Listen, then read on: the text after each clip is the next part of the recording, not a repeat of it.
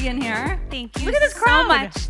Oh my God, I don't think if I knew how many people were gonna be here, I would have said yes, but thank you guys for being here. I'm so excited.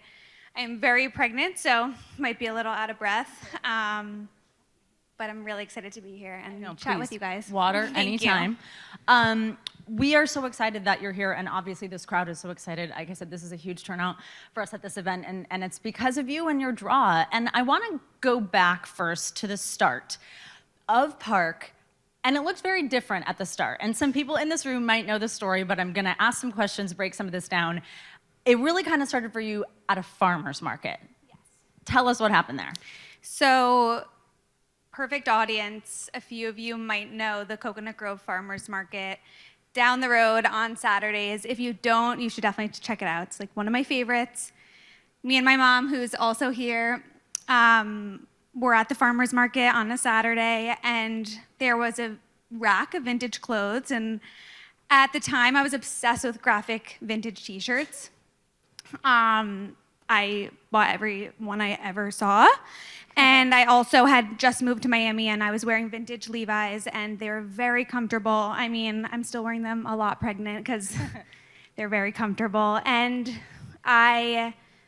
this guy basically said that his family owned the biggest vintage clothing warehouse in the United States, and I had bought a few pairs of Levi's, and I then the next week texted my mom. I had been working in fashion wholesale at the time, so I knew a little bit about running a fashion business and kind of what it took, and I always knew that I wanted to have my own business. I texted my mom, let's go to LA, let's see this warehouse that he spoke of, and let's get some jeans and let's rework them into women's sizes and see where this could go. And I did it with no hesitation, and I was on the next flight to LA. And from there, Parke was really born. And what do you mean rework them into women's sizes? What did y'all do with them? So the vintage clothing industry, if you will, is a surplus of very large men's sizes, which, I mean, I've been wearing the very large men's sizing and rolling them 100 times because they're very comfortable right now. But there's there's thousands and thousands of hundreds of pairs that they get in landfills every single day, and they're big men's sizes. So I was essentially like, how can I make them into women's sizes? So we reworked them, reworked the waist to our original crossover jeans that we had and sold them as women's sizes. And then you decided you were gonna make your own denim. Yes. But that's a big jump. What made you be like, yeah, it's time to do that? I mean, if you have any vintage clothing, you know that every single piece is different. So that was a huge issue for us on the customer service front, where people were really loving what they were getting. However, each pair was different. So if they were coming back for another pair, they weren't identical. So that was a huge factor for us in wanting to create our own product so that size and consistency could really play into effect there. And how did you go about that? Like, you want to make your own denim, but where do you find the sourcing? How do you manufacture them? Like, how much of an undertaking was it to really start to manufacture something that you were creating? It was definitely an undertaking that, like I said, I don't know if I knew what I knew now, I would definitely do it again. I mean, I'm so thankful and grateful, and I would do it 100 times over, but it's so much work. And thankfully, I had the background in working in wholesale and fashion, so I really had a little bit of insight in how to work in fashion and how to source. And I worked for a small jewelry company prior and got some insight there, so that was really square one. But at this time, it was still really only me and my sister-in-law who started the company in 2022, and just the two of us for about a year and a half full time. Yeah, we're definitely going to get to working with your family, because that is a dynamic that I think a lot of people are curious about. So you start the denim brand, and then comes the sweatshirt. Raise your hand if you have a Parke sweatshirt. Well, now you all do, because you'll all be getting one. But how cool is that in this crowd to see that? Tell me what inspired the sweatshirt. So I had a sweatshirt that I was obsessed with, and this was at the same time as we were still producing the vintage. So we hadn't even gotten into producing our own denim at the time yet. I had a sweatshirt, I made a sample of a fit that I really couldn't find in the market. And at the time, I had a small community of followers, and basically people saw that it had the Parke logo on it. They loved it. They told me to make it. we made it. And on our first birthday in 2023, we launched our mock neck sweatshirt for the first time. And since then, we've probably sold over 1 million units, which is crazy, but it's been amazing. And tell me the stats right away. It was so popular. Yeah, so right away, that first day, we sold out completely. I think maybe we had like 500 units max, which is less than the amount of you in the room right now, I think. But it still kind of gave me the momentum and the inspiration that we could continue to grow this business. And I kind of think that at the time, I was sort of at this place where it was just coming off of the pandemic, and people were wearing sweats and selling sweats so often that I was not sure that that was the business I really wanted to get into. I mean, I still am really passionate about the denim brand today, and I think that that's so integral to the brand. But the sweats business wasn't something that I thought there was space for in the market necessarily, so I wasn't even considering it. But now, that moment really, that we first launched the sweatshirts gave me the momentum to keep going, and obviously now it's our best-selling product. And it's your middle name, not last name. Yes. My With middle the name. E. Yes. Which is such a cute middle name. Yes. And so fun to put on a sweatshirt. That worked. Yes. Where did it come from? So basically, it's a family name. My dad's side of the family, many people on his side have the same middle name, men, women, and it was someone's uncle's doctor. And I guess he was a very impactful doctor, No Dr. kidding. Parke. And now he's on a lot of sweatshirts, so. That is such a funny story. Yeah. Great So if doctor. any of you know Dr. Parke, I don't know him, but maybe he's out Does there. he know that? I don't know if he's still around. No. It looks to family. Yeah. That's so funny. What is it like for you when you see your name on sweatshirts in the wild? It is the craziest thing ever. If I see denim, if I see sweatshirts, if I see a hat, I mean, you name it, I think it's like the most surreal thing ever. I was recently out for ice cream the other weekend with all my friends, and around the corner from here at Whip and Dip, and there was a bunch of girls wearing Parke, and I honestly didn't know how to act. I was like, should I just sit in the corner? Like, should I say hi? But I love it, and usually I do say hi. I usually say something along the lines of like, I like your sweatshirt. But I think it's the most surreal thing ever, and I'm so grateful whenever I see one in the wild or online even, so. Because it feels like the brand has become bigger than you as an influencer in a way that I would think is really exciting about its sustainability. Yes. How do you think that happened? That it really became like a clothing brand, not necessarily an influencer brand? I think there's a few parts to that. I think number one, my goal was to always have the brand be bigger than me, which I'm so grateful that it is. I sort of started the brand at the same time as I became an influencer, if you will, and I wouldn't consider myself at the time an influencer.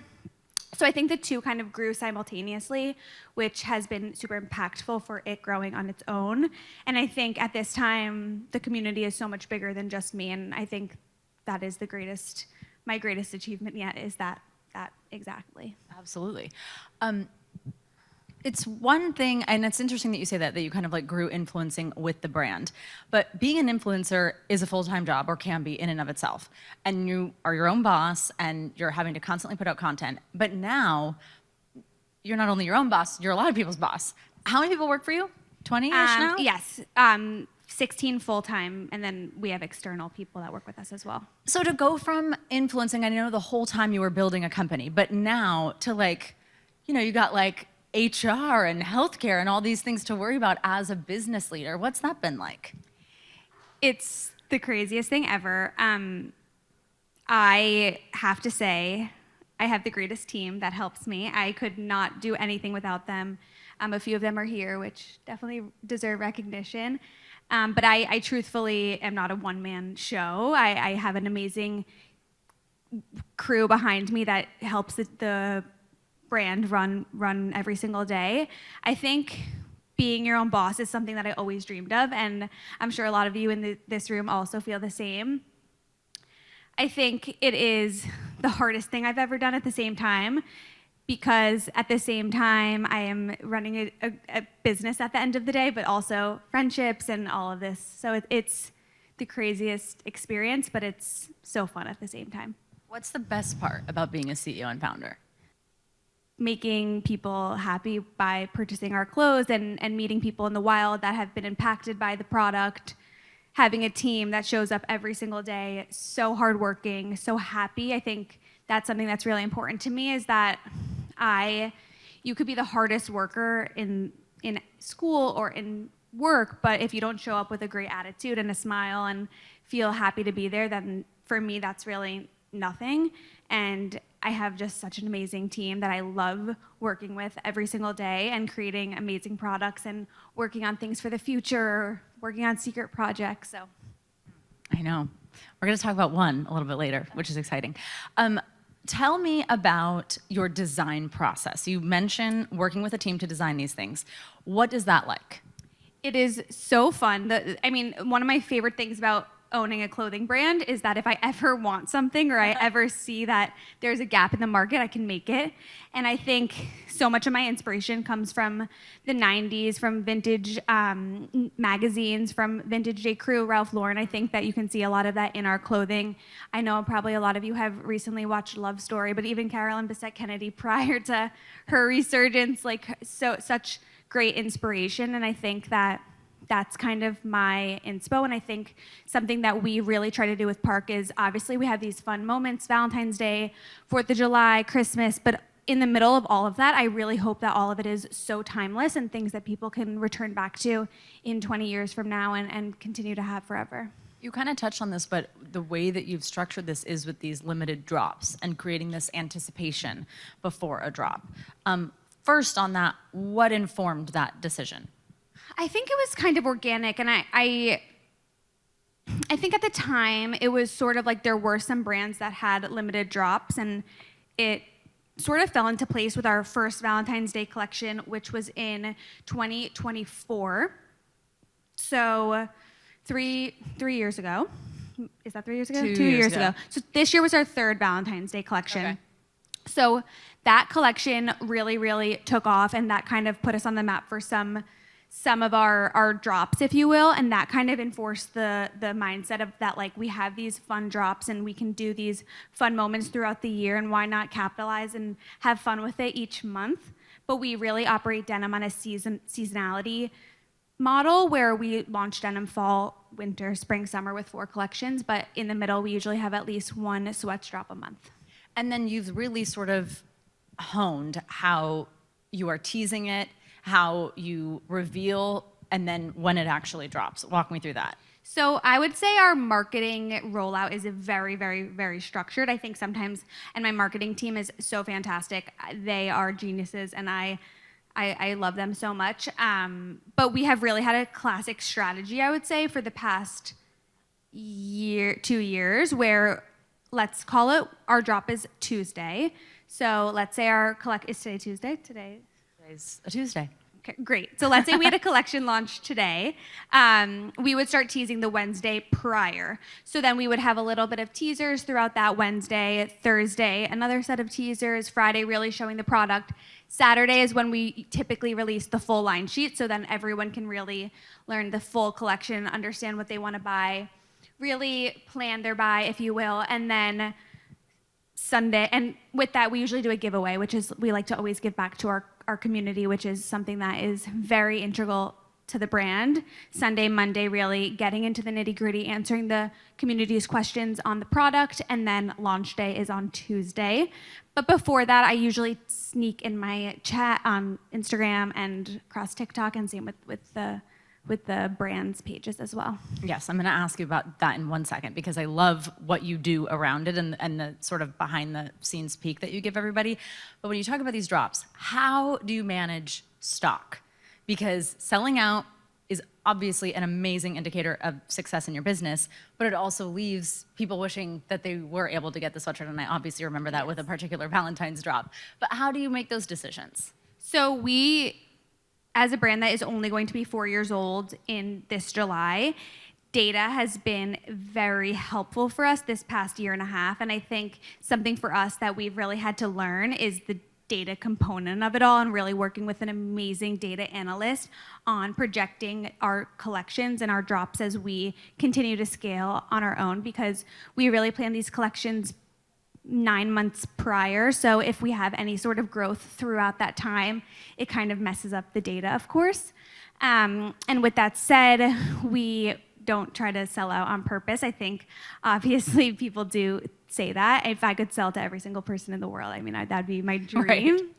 But you can own, like, if we're looking at a collection 9 months from now, per se, our data can only say so much about right now that we don't know what can say about it in 9 months. And as such a young brand, it's sometimes difficult for us to take such a financial risk on buying too much, if you will, if that data doesn't say to do so. Right, right.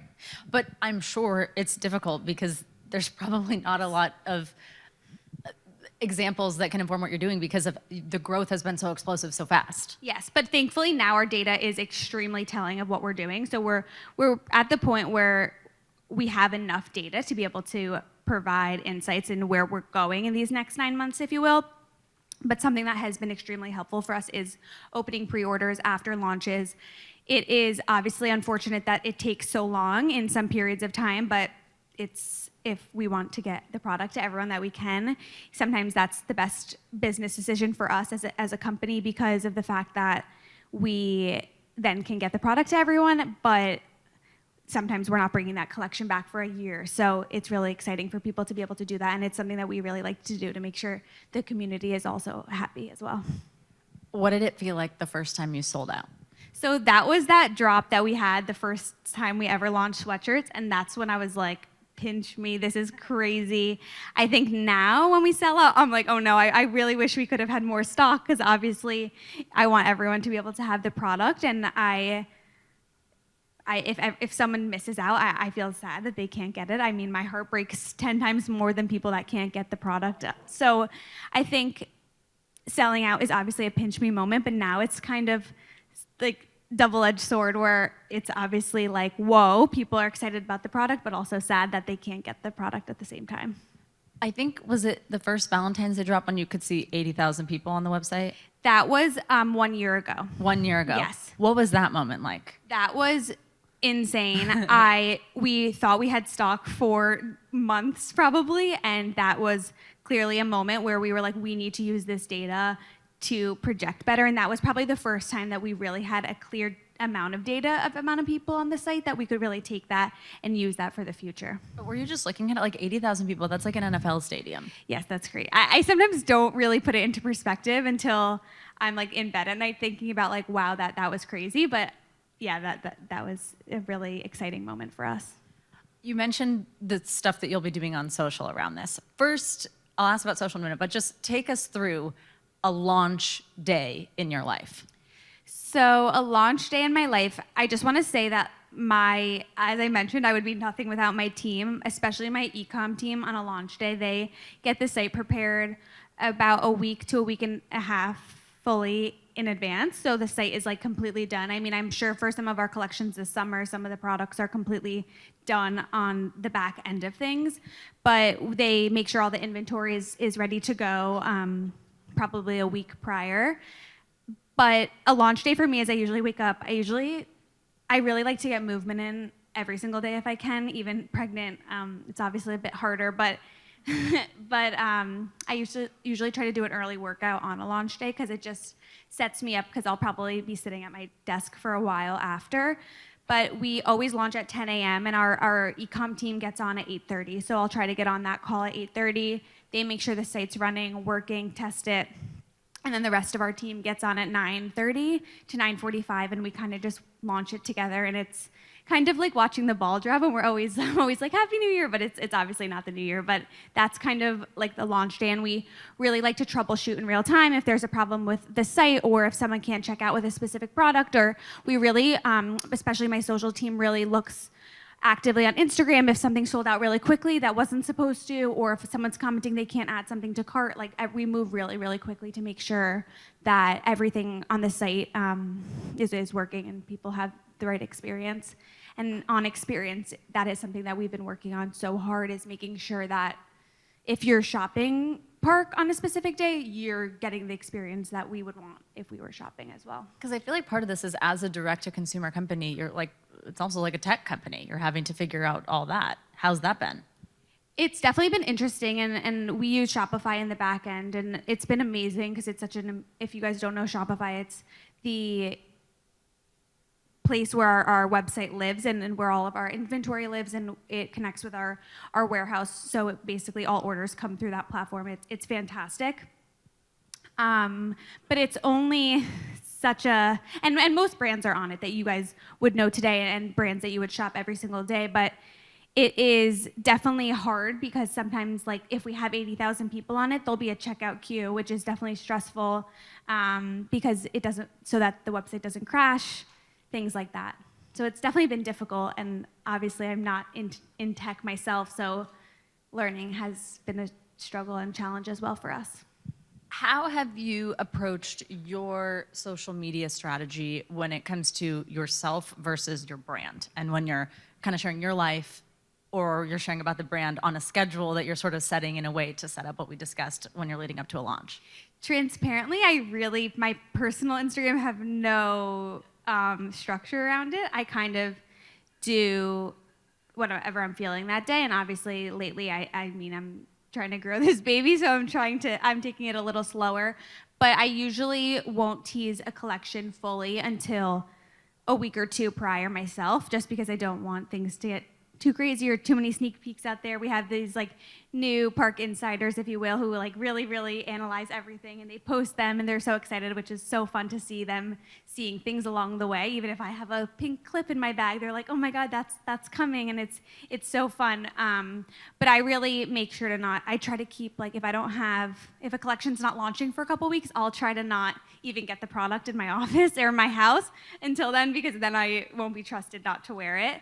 But I also use my personal channels as a way to engage with the community as well, in the sense of, for collections, I'll always do a personal giveaway to make sure that, like, those select community members are also able to receive product, because we obviously love to gift community.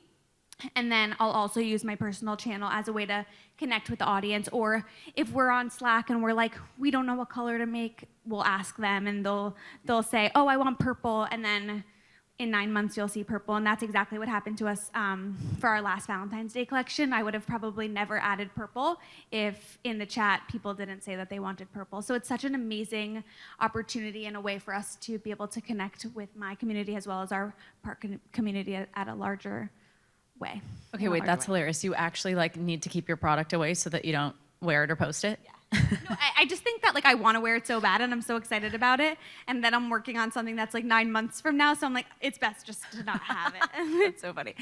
I was gonna ask you about how you really do listen when it comes to decisions that are gonna influence design and then the products that people can buy. Do you have other examples of that besides the purple? Or like, how often are you like, what do you guys wanna see, and then doing it? Yeah, probably at least once a week I ask about what people want. I think that it's really important, and it's integral in growing a community brand in this day and age to actually listen to your community. And you can say, oh, it's a community brand, we have community members, but like, if you're not proving it to the community, I think that's the only way to do it. And I think it's such another way to be able to connect. I mean, sometimes obviously people can't respond exactly what they want, or they can only pull a message, but I think another thing that we've done is we've provided a bunch of color options, and we've said, hey, what names would you want these to be? And naming conventions for us are huge. I mean, we had a sweatshirt that we launched for our birthday collection last year called Sprinkle, and it pretty much went viral and it was called Sprinkle. And I mean, people are still asking for Sprinkle now, and we've restocked it about 3 times since, and our birthday's in July, so we'll be bringing Sprinkle back. But it's such an amazing way for us to name products so that when products do come back, they know exactly what is coming back. And it's so cool that in some capacity our community is able to name those colors as well. So cool. Okay, so I love my husband and my sister-in-law for that matter. Imagining them being my colleagues is an interesting experience to even just think about. How has that been, and how do you make it work? So it's interesting. I feel like if this was 10 years ago, people would have said to me, never work with family. And I think I am such a family-oriented person. I mean, aside from my husband and my sister-in-law, my other sister-in-law works with us, and my sister-in-law's sister works with us. But I love to work with my family. I think it's the greatest gift and joy ever. I think me and my sister-in-law, if you don't know, we started the company together back in 2022, and she really ran operations. She still runs operations, and I ran creative, and I still run creative since then, and I pretty much could not have done it without her. I am not a operational girl, if you will. I'm not sitting on Excel spreadsheets all day. It is really like my worst enemy, if I'm being honest, and so that has been extremely helpful, and she doesn't want to touch the creative either. So it's been an amazing split for us. To this day, we haven't gotten in one argument about the brand, and wow, yeah, it's actually pretty crazy. Amazing. And my husband, who is also here, he had been working. Hey, That's Nick.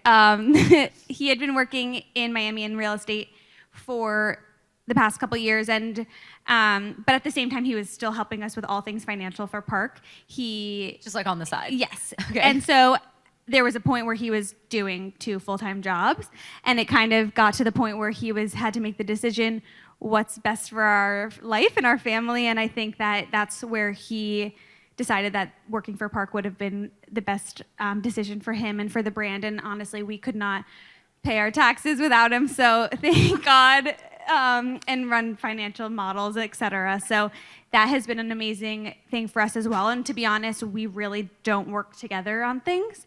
We really work on different sides of the business, so I think that's something that's also extremely healthy for our relationship, but also we really know how to turn off work. So when it's 6 o'clock, I'm like, okay, work's done, let's watch a silly show or something, so that's been really great as well. Were you excited when he was like, I'm coming to Parke full time?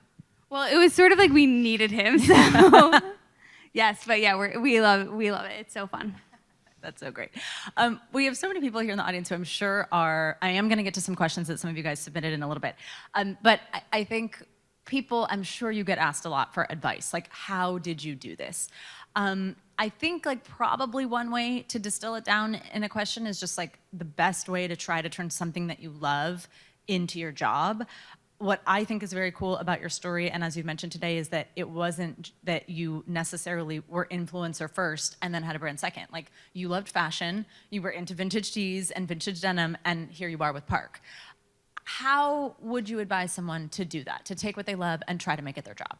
I think if you want to do that, it's really important that you're passionate about it. And I think some people, when they're in this process, really find that they're not passionate about it, and that's where passions and jobs kind of don't work out. I think if you're passionate about something, you should follow your heart. You should lead with heart always. Be yourself. And I think if you're not yourself in this day and age, it's not going to help you get anywhere. So continuing to be yourself, continue with heart, ask questions. I think I look back at my opportunities that I had along the way, and also my internships that I had along the way. And I'm thinking back to one where I was doing work for a media company that I had no idea what I was doing. I was kind of just sitting there. I was probably calling my mom at lunch, like, what am I doing here?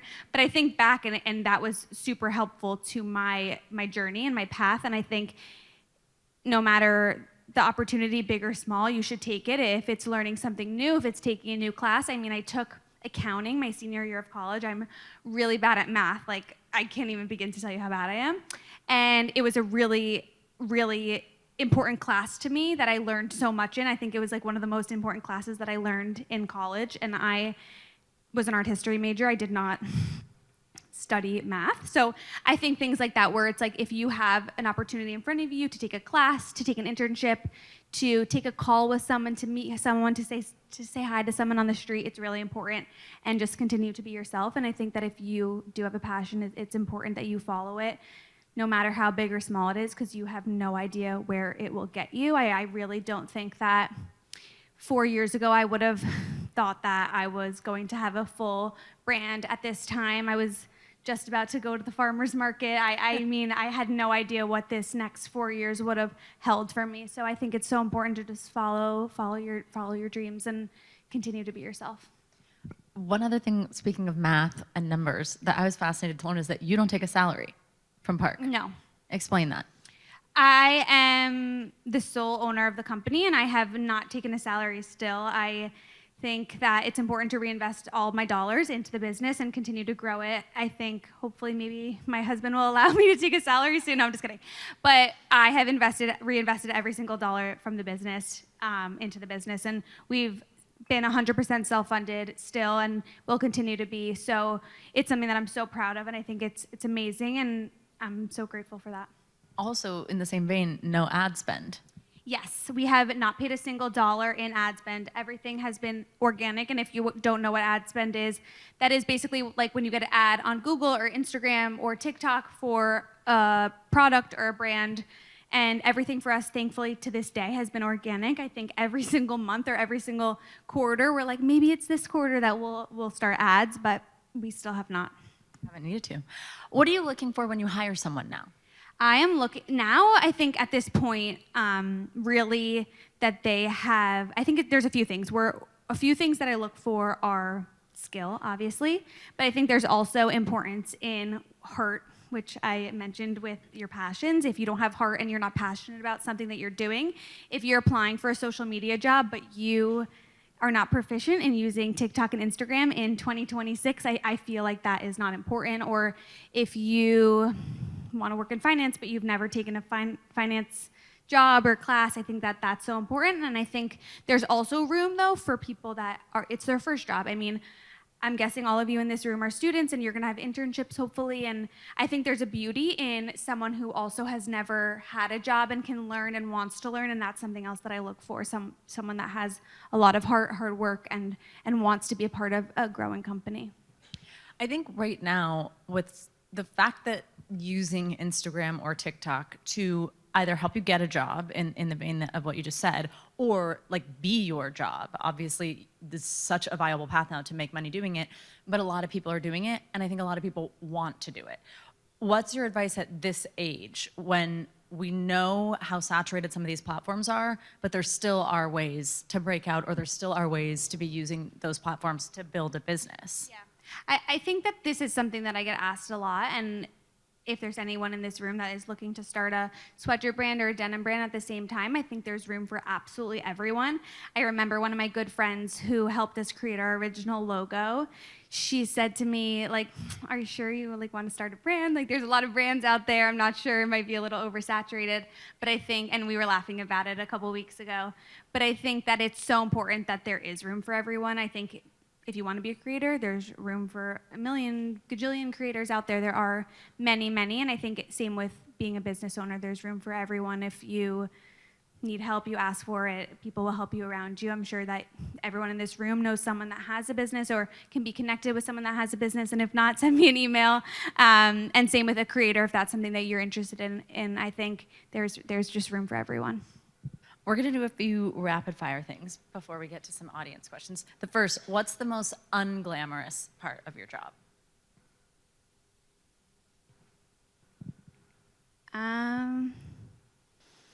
Probably being on calls all day and going through meetings of all things, of every aspect of the company. I think something about me is I'm extremely hands-on. I think there's some founders and brands that their boss or their head of the brand is not really part of everything, but I really like to be a part of everything. I mean, I only have so many hours in a day, and I cannot always join everything, but I think I spend a lot of time on calls, and I am part of every aspect of the business still. So that is probably the most unglamorous, but at the same time, it's really fun. So, or the spreadsheets. You don't like those? I definitely don't look at those. What would you say is your go-to look? Probably what I'm wearing, but in a blue jean or a sweatshirt with sweatpants. Who's your biggest style inspiration? I feel like now saying Carolyn Bessette Kennedy is super basic, but I do love her. I also love Jennifer Aniston in Friends. Your dream collaboration? I have a lot. I think a really cool one would be a really amazing sneaker partner like New Balance or Adidas. I think that would be a really cool dream partnership. What's been your favorite drop to date? I have a lot. It's hard. People ask me this, and it's like my children. I bet. We have a few drops that we do, and we've done now for the past few years. One of them is Valentine's Day, which I think is always so fun. And this past year was such a success for us, and I really loved it. But another collection that we do is called Summerland, which we shoot in summer, very warm, and we name it Summerland. So that's kind of like the vibe, and we have it coming later in May. So that's probably my favorite yet that we haven't released. And I also I like all of them. 4th of July, Non-answer. birthday, yeah. Which celebrities have you been most excited to see wearing Parke? I was thinking about this the other day. I feel like we haven't had any major celebrity placements, more like influencer, if you will. And I think at this stage, and it's something we've talked about a lot because we work with an amazing PR team, and we probably could get celebrity placement if we wanted, but I feel like at this stage of the brand, influencer and micro-influencer and smaller creative and also community members has been so integral to us for the brand. And those placements have been better for us than getting it on Kim Kardashian. Right. Amazing. What is your best tip for starting something from scratch, no matter what that might be? I think I don't know. I always didn't really have a clear vision of what Parke would be. I think now I really have a clear vision that I wanted to be a full lifestyle community brand. And I think at the time, it was important that I kind of didn't have a full 360 picture of what I was growing. But I think now looking back on it, if I had more of a clear vision, I think that of what I wanted to do, it could have been helpful for me. But I think at the same time, just following your heart and following your dreams is the most important thing. Do you have a favorite memory of an interaction with someone wearing Parke? My favorite interactions are always at our pop-ups, which are so fun, and I'm excited to have one. We're doing another one next fall in New York, which we're very excited about, which is so fun for us. But just meeting our community members, hearing their stories. I had a community member once who told me that she met another girl at Pilates class, and they waved to each other. They were both wearing Parke, and by the end of the month, they were still going, and then they were best friends, still wearing Parke, and that's how they met. And I think that that's so cool that people are able to meet other people through wearing the brand and kind of saying hi and hello, and it's sort of like a Jeep wave, if you know what I mean. Yeah, a real life community it's creating. So another pop-up.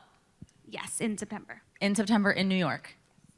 What do you love about the pop-ups? I think it's just so amazing to be able to, it's so cool to have these online collections drops online, but getting to meet people face to face is invaluable for me as a founder of a brand that I'm trying to grow and hear feedback in real time. And I guess on a drop day, you can get feedback on an Instagram or on a DM, but it's not ever going to be the same as meeting people in real life and getting to hear their stories and meeting them and learning who they are as well. What do you think when you see the lines around the block? Oh, I can't even believe it. I'm like, they're here. The first time I saw that, I was like, they're here for us? Like, how do they know who we are? That's so sweet. And getting there at like 3 a.m. Yeah, that I'm so grateful. That's like amazing. That's amazing. Okay, we have a few student questions. These were submitted from some of you before. Some of you, I have your names. This first one, I don't have the name, but it's a comm major here who says, how do you suggest young business owners or people who want to be business owners use TikTok to their advantage? I think something that was extremely helpful for me in using TikTok in growing Parke is showing how passionate I was about the product. I think it could be clothing, it could be skincare, it can be food, it could be absolutely anything. And if you're showing the community or the online TikTok, Instagram, that you love what you are selling or what you're doing, I think that is the most important thing. I think there have been a lot of influencer brands, and you don't have to be an influencer also, by the way, but I just think that there have been a lot of influencer brands throughout this journey of this past 10 years of social media that have failed because the founder and the person behind it is not passionate about the product. And I think that if you're not passionate about the product, you shouldn't be selling a product that you wouldn't use yourself. And I think that that's so important to me, and I wear Parke pretty much all day, every day. Same with my whole team, same with my family, and it's something that we really love, and I am so grateful that I'm able to make and create a product that I do wear every single day, and I think that that's something that's so important in in creating a product and sharing it on TikTok or Instagram is making sure that your community knows that you do love it, in fact. That's great advice. Okay, this one says, hi, Chelsea. I'm Ben Gherkin. I'm a journalism major. Did you intentionally target college campuses, or did that momentum happen organically? It happened 100% organically, and I think I look back on I think back to when I was in college, and I really think that if Parke was around when I was in college, it would have been something that I absolutely loved. So I kind of see how it can catch on super quickly, or if someone in your sorority or sports team or club has a sweatshirt, I think it's something that people do love, and I hope you guys, if you're wearing one, you do love it, and when you do get one, you do love it. I think that has been an organic way of advertising for us, that people, like, once the word spreads, it kind of spreads quickly, and that's something that I've seen on college campuses, and it definitely wasn't intentional, because when I launched the brand, I was well out of college at that time, but I love the college communities, and I love being able to connect with people that are students, because I really do feel as if it's something that I wish I had when I was a student. Okay, Daniela, a microbiology and immunology major, asks, how did you make your last name into such a marketable brand with Parke? Was that always the plan? No, it wasn't. Middle name, I guess. It's so funny that people do think it is my last name. Yeah, even I'm my sure mom, everybody. she was at a workout class and someone was like, "Oh, your last name is Parke, right?" She's like, "No, it's Kramer, like just not that." Right. But I didn't think it would necessarily catch on like that, and I think it's so cool. I think it's definitely a unique name that I love, and I'm so glad that everyone else loves it so much. It looks really cute on a sweatshirt. Gabrielle, an advertising major, says, do you find that the impact of social media on your brand as well as influencer marketing has played a key role in shaping Parke? I think it's been amazing for us, and I think without it, I don't know exactly where the brand would be today. I think social media in today's age, in 2026, is the most valuable thing for growing a brand, and I'm so grateful for it. I think obviously there's times where it's not always so positive too, so I mean, for the good, the bad, but I think that it is so impactful for us, and working with influencers that also love the brand. And I think with that, we have a lot of times where we do gifting, and we do really do a lot of community gifting as well, but we have times where people also do come back to purchase the brand as well, which has been amazing for us in that they receive the product, but they also love it and want to wear it at the same time. And thank you to those of you that submitted questions for us. I just have a couple last few questions for you as you look to the future. First, I mean, okay, you're due soon, about to be business owner and mom. How are you just feeling about that, and what a life balance is going to be like? I am very excited for it. Honestly, I don't think I've thought about it enough, but I'm really excited about it. I think being a mom is something that I've always wanted to do since I was a little girl, and I think also being a business owner is something that I've always wanted to be, so I'm really excited to be able to balance both of them at the same time, and kind of be a great role model I'm having a daughter, so be a great role model to my daughter and show her that I can kind of do both. Parke onesies? Maybe. We're getting baby sweatshirts. Yeah, amazing. You do, though there is some exciting stuff. Tell us about what we can know at this point about what you're thinking for the future of Parke in the near term. We have some amazing collections coming out. We have an amazing collection launching next Wednesday. I'm pretty sure we had to move it one day because there's always a few delays. We have an amazing collection coming out next week. We have some amazing, our summer, we were talking today, my team, this summer is insane. We do this amazing programming every Friday in the summers called Summer Fridays, which is something that we started 2 summers ago, where basically every Friday we have a little something fun, whether that's a collection or a collab or a sale, and it's been such an amazing way for us to connect, and also people then look forward to what we're doing next on that Summer Friday, and it's also fun for my team to have something to look forward to on Fridays as well. And it's been so fun, and that's something that we really developed over the past year to make sure that this summer's was really, really fun and packed, and I'm really excited for that, and this summer we have some amazing things as well. I was so fascinated to read that you had said once that, like, you're always thinking about what's after the sweatshirt. And I think that that's so relatable because we're always all like wondering what's next, or if y'all are getting close to graduating and you're like, what am I going to do next? And even in your business, there's an iteration of that. Like, what is it that may come next? Or what's my next thing that's going to be as popular as the sweatshirt? How do you move through that? I think it's something that it's hard to sometimes think of when you're in the moment so much, but something that I really think of is how we in these next few years can really transition Parke into a full lifestyle brand. I mean, I would love to make everything and people wearing Parke from the moment they get up to the moment that they go to sleep and everywhere in between. And I think that that's kind of where I'm at for what's next and how I can really build the brand in the next step. And the core shop. Yes, that's what's launching next week. Okay, and so that's going to mean Yes. what for somebody who wants it? So this is actually our biggest collection ever of stock, and we really will start teasing. I think we will start tomorrow, or we started today maybe. It's going to be a lot of just core classic, uniquely Parke pieces that are so classic to what we make every day.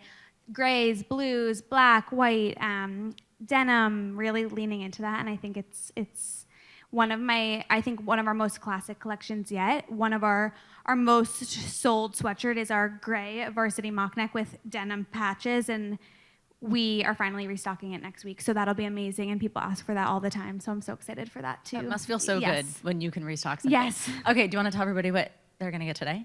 So everyone will be able to take home a Parke sweatshirt. Woo!